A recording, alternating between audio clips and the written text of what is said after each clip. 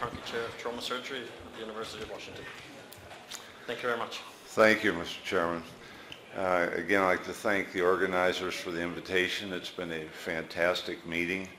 It's always a great place to visit. I think it's hard to find a better place to spend a few days than touring the history of this great city. What I'd like to do is, I'm not going to give you hard answers so you can leave now, but I would like to take you on a little tour and hopefully stimulate a little philosophic discussion among ourselves and in your own mind possibly. So I'm going to go back 30 years to start. Like, you can go back 100 years. But in the 1980s, early 1980s, Dr. Shoemaker and others said that hypovolemic shock distorts normal physiologic responses and that you can't rely on blood pressure, urine output, or any of the standard markers because they can be misleading. Now, they implied that they had discovered this, whereas, as we all know, 50 years earlier, Blaylock and others had made the same observation, but as most things in medicine, if you repeat it 50 years later, you can sort of act like you're the first one to say it and usually believed. But what they did make the very pertinent comment is that this unrecognized occult hypoperfusion leads to continuing cycles of ischemia, coagulopathy, reperfusion, and that recycling of that insult leads to multiple organ failure and all the complications that we were seeing in the patients surviving in the ICU that had not survived before. Then they took a giant leap with a big jump in logic and said that this recycling of inadequate perfusion led to an oxygen debt. And I never was able to understand this, but we as trauma surgeons and as acute care surgeons now have this propensity to sort of get on bandwagons, and that's sort of going to be one of my take-home messages from this talk, that we had this debt and we had to repay it. And to repay it, we had to repay it in a big way as fast as we could to prevent the damage from continuing. And so this theory put together two parts. One is this recycling and the microembolization explained the multiple organ failure that we were seeing so frequently in the ICUs in our acutely ill patients, such as these emboli leading to ARDS, and explained a way to prevent ARDS potentially. And so we followed through with the second proposal, and that is that we need to rapidly drown these patients with salt water to prevent this ongoing ischemia and hypovolemia. And so we created one of the most famous iatrogenic diseases known to mankind, which is called the abdominal compartment syndrome. And this is the kind of patients in the late 80s and early 90s we had all over our ICUs. You couldn't close their abdomens, you can't close their chests. They looked like the Michelin tire man. And it was an entirely iatrogenic created disease. My residents now say, I don't understand what you're talking about, too much fluid. There's no problems. We don't see it. We don't see bad ARDS. We haven't had a, quote, iatrogenic abdominal compartment syndrome in 3, 4, 5 years in my ICU because we learned that we were iatrogenically trying to treat ischemia and as a result created massive overloading and death until somebody finally did a randomized controlled trial. The previous theory and observations were based on numerous retrospective and small single-center trials that all supported that we should be giving lots of fluid. Every one of those studies showed that we should be doing increased resuscitation, and so we did it. Somebody finally did a randomized controlled trial matching the increased resuscitation with no increased resuscitation. As you can see here, the control group that did not receive the extra resuscitation actually had a much better survival. In addition to survival, we looked at some of the other outcomes. With pushing of preload and trying to drive oxygen delivery, we were able to double the incidence of intra-abdominal hypertension, abdominal compartment syndrome, multiple organ failure, and death by 2 to 3-fold. It was an amazing step forward for resuscitation. So we said, this is bad. So we always, as we do in medicine, tend to swing to the other end of the pendulum. So if we're given too much fluid, we should give less fluid. And at the same time that this was being observed and the iatrogenic complications were observed, a study came out of Houston showing that if you take young Texans who have been shot with a large weapon and you just did not resuscitate them, but take them directly to the operating room and stop the bleeding, they actually had a better outcome and shorter hospital stay. And so the conclusion was you shouldn't resuscitate anybody with any fluid. And so we came up with a great concept that excessive resuscitation leads to multiple organ failure. We need to avoid all crystalloids as a product of the devil.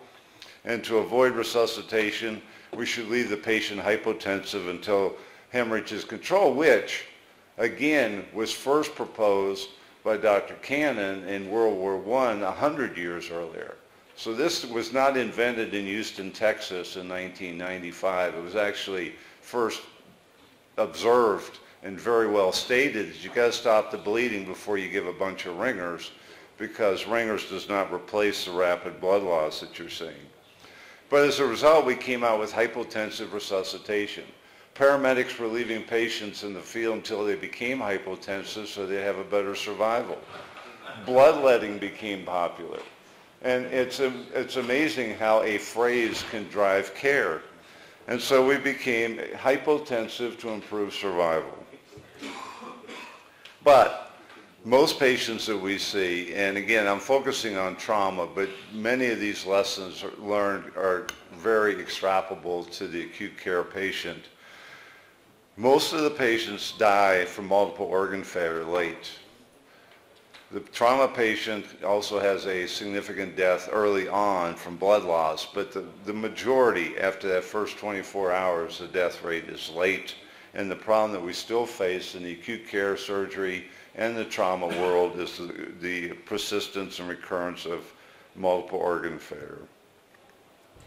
And from Dr. Moore's group in Denver, these three findings still stand. If you look at multiple organ failure, there's three things that predictably drive it. One is being old like me, and you could propose that we should be put on an ice floe when we get injured. Base deficit, which means, again, it's restrictive, inadequate perfusion under resuscitation potentially of the patient, and we'll get back to the multiple blood transfusions. So again, this data has held up for a long time. Inability to correct perfusion, our goal is to seek euvolemia, has been the challenge. What I want you to think about, though, is how do we extrapolate our increasing knowledge and observations in resuscitation? This is from the glue grants, about 2,000 severely injured, blunt injured patients that we had extensive physiologic data sets on during their first 28 days in the hospital. And this was a study that just looked at patients that were hypotensive before the hospital. Their blood pressure was less than 90. They got the standard ATLS 2-unit infusion of Ringer's lactate or your crystalloid of preference. As you can see at the bottom, if I can find these are the patients that received no resuscitation. They had the hypotensive resuscitation. They had a much worse mortality than those that got 2 liters of fluid resuscitation. Just like was proposed in 1950 after the Korean War and during the Vietnam War. If somebody's hypotensive from injuries, a bolus early on to see how they respond leads to an improved survival. However, if you take these severely injured patients and they're not hypotensive, which is shown here, these are the patients that did not get any resuscitation, and these are the patients that got 2 liters of crystalloid resuscitation. Again, if you give crystalloid to someone who's already euvolemic and does not need crystalloid, you're just enhancing edema, organ dysfunction, and a worsened outcome in these patients. It seems simplistic. If you're hypovolemic, you probably need a little bit of volume. If you're not hypovolemic, giving salt water is not good for your organ function. And so we come up with this sort of mid-range of treating resuscitation like we've treated AAA leaking patients for years. You don't want to see if their normal blood pressure will make them exsanguinate, but at the same time you want to have adequate intravascular volume to have adequate resuscitation for a viable outcome. And the military has gone to this very simplistic. If you can palpate the radial pulse in a 21-year-old soldier, they basically have a blood pressure of about 90, and that's about where they seem to do the best pre-hospital. So we've come from a hypotensive resuscitation to a more controlled statement of a damage control resuscitation or controlled volume resuscitation, which is, I think, philosophically where we want to be. Now, I can't finish this talk without talking a bit about the other major problem that we have that's been discovered again, although there's an excellent paper in 1960 from Vietnam that described every coagulopathic abnormality that's been republished in the last 10 years by Dr. Simmons and others in Vietnam. But again, it's been long enough, nobody can read that far in the past, and so we've rediscovered coagulopathy after severe injury. And it was started by MacLeod and Emery and Broe in England, and they basically observed that if you have a concomitant coagulopathy with severe injury, as the injury gets worse, if there's concomitant coagulopathy, your mortality goes up dramatically. And what was shown again in the military setting, that if you start fresh frozen plasma or presumably coagulation products early on in these patients and give those plus red cells, you end up with a better survival. We looked at our patients in the glue-grin again, and we were a little disappointed in ourselves. The black are early in the series, yellow is later in the series, about 10 years later. And as you can see, by the time we got to 24 hours, they were again at just between 1 to 2 and 1 to 1. But early on was the only place we really made a change, and that was we just barely increased our ratio of FFP early in the resuscitation. But what's amazing is it dropped the need for massive transfusion by 50%, not by reaching 1 to 1, but just by merely starting fresh frozen plasma early in the resuscitation. Massive transfusion dropped in half despite the ISS getting higher, and outcomes were improved. And if you look at this and break it down, this is similar to data shown by numerous other studies.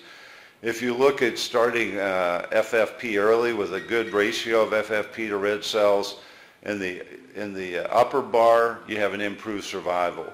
But all the improvement in survival occurs in the first 6 hours. After 6 hours, it really doesn't matter what you achieve. It's whether you can get the resuscitation and the improvement in coagulation factors within that first 6 hour period. But what's interesting is you can do it with FFP. Whoops, excuse me. This is platelets. And actually, if you look back at it, this is the FFP. You actually get a better survival by just giving platelets early instead of FFP. Or, and this is a study that's been repeated and expanded by Dr. Peitzman's group in Pittsburgh, whereas if a patient's given blood transfusion pre-hospital in the severely injured patient, there's a dramatic improvement in survival. And this isn't even treating the coagulopathy. It's, I think, giving oxygen carrying capacity to prevent the cellular derangements that are caused by the persistent hypotension and inadequate perfusion. And so giving a pre-hospital unit of red cells improves survival dramatically, and you don't have to give the FFP and others, presumably. We'll see in future studies. So why don't we just give everybody red cells? This is why. The CRIT study and others show that the patients that get red cells have a much higher mortality. In cardiac surgery patients, this is a very nice study over about 5,000 patients, I believe, where each unit of blood is a dose response increase in mortality. In fact, most people say that if you took this data to the FDA today, and Garrett knows this, if you took this to the FDA today, you couldn't get blood banking approved. It's too toxic to allow the public to consume it. And so we're learning the less blood you give, the better. So you just can't give everybody that's injured a bunch of blood, because a lot of people that don't need it are going to be significantly injured by that policy. Similarly, this again is another study from Iraq, again showing that as you increase the ratio of fresh frozen plasma to red cells, you decrease mortality. But the other thing that they don't talk about in this, because that's why they're red bars, if you look at these other bars, are the complications. And they go from nothing to increasing significance. And there's a very nice study done by the LA County group where they resuscitated all their severely injured ER patients with fresh frozen plasma. They didn't give them crystalloid because we know crystalloid's horrible for you. They didn't give them blood because we know blood's bad for you. So they just gave them FFP to correct any coagulopathy and to resuscitate these patients. And what they looked at in retrospect is the patients who didn't require massive transfusion, that just got plasma resuscitation, this is the results. And again, there's a dose response. As you increase plasma resuscitation, you have a tenfold increase in multiple organ failure and infectious complications. So again, FFP, if you don't need it, is not good for you and you should not be doing it. So this is where we are. We've come to the point where we really want to limit resuscitation. Michael, I know, was amazed yesterday when he asked why people were giving so much fluid to the patient with pancreatitis, because there's lots of, again, retrospective data showing that the patients who have a restricted resuscitation have less organ failure, which is what we've shown over and over again. The question is how do we know when we haven't restricted it too much? And that's the bubble we're on currently, is trying to be able to figure out what that is. So we have a concern that we're maybe becoming too restrictive. I'm seeing more gastric bleeds in the ICU than I've seen in 20 years. And we're starting to see more renal failure. And I think it's because my residents have really taken restrictive resuscitation to heart. And they're really being minimalists in giving fluid. And I think we're starting to see the recycling of inadequate, particularly splanchnic organ perfusion, because we're not giving adequate fluid. So we're supposed to be doing perioperative, well-controlled resuscitation. We're using the non-invasive. Andy Peitzman gave a great lecture about ultrasound, intravascular Doppler. They're great technologies. As you can see here, you can give a challenge and see if you have an appropriate response with increased cardiac output to a volume resuscitation. The problem is, if you look at the studies that are coming out with perioperative goal-directed therapy, the recent study looking at early goal-directed therapy for sepsis, they show no improvement in outcome. So we're using technology and we're fine-tuning our resuscitation to what we think it should be for the patient, but we're really not seeing a significant benefit in survival. So I would argue that our problem is we're dealing with biologic chaos, and that our holy grail, which we still haven't achieved, is what does the individual patient in front of us truly need to be optimally euvolemic, which is our goal, and that's what we're still trying to search for. Small early perturbations have major outcome effects. It's like that 1 unit of blood transfusion in the Pittsburgh study.